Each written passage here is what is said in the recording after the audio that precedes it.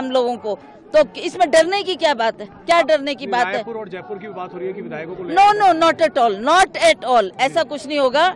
हमारे पास हिमाचल प्रदेश में बहुत सारी जगहें हैं जहां हम बैठ सकते हैं, बातचीत कर सकते हैं। अगर लोगों को आने में दिक्कत हो, हम चंडीगढ़ भी बैठ सकते हैं, वहां भी बैठ सकते हैं। अहम क्या वजह रही जो जनता ने इतना मैंडेट दिया कांग्रेस को? पेंशन स्कीम या और क्या क्या मुद्दे रहे? बहुत सी बातें हैं, जिसका जैसे ओपीएस हमने दिया, महिलाओं को हमने कहा कि हम 1500 महिलाओं को हर माह देंगे, और युवाओं को हमने रोजगार देने की बात की है। और इसी तरह से जो हमारी योजना थी, मैनिफेस्टो में जो जो हमने बातें कही है, उससे लोग बहुत खुश थे।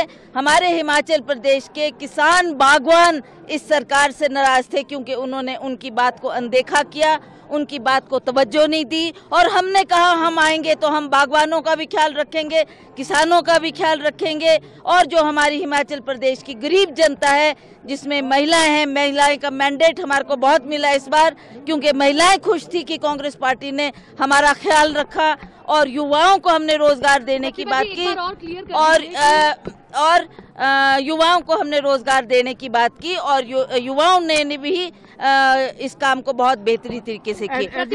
हमारे प्रभारी शुक्ला जी रहे, शुक्ला जी ने भी एक बहुत बड़ी भूमिका हमारे हिमाचल प्रदेश में निभाई है। हमारी हर तरीके से उन्होंने मदद की है। हाँ, जो जो हमने उनको कहा, उन्होंने उस बात को जहन में लिया और उस काम को किया, जिसके लिए हम हाई कमांड का आभार प्रकट करते हैं कि आपने शुक्ला जी को भेजकर यहाँ पर हमारी बहुत मदद की। जी एक बार और क्लियर कर दीजिए, क्योंकि रूमर चल रही है कि आपके विधायक क्या कहीं जा रहे हैं, क्या डर है कि बीजेपी किसी तरीके से आपका काम खराब कर सकती है? नहीं, आप मुझे बताओ क्यों जाएंगे? हाँ, नहीं, ये they are elected, they have won the elections, कहीं नहीं जा रहे हैं? कहीं क्यों जाएंगे? कहीं क्यों जाएंगे? कोई डर नहीं है कांग्रेस? नहीं, not at all, not at all.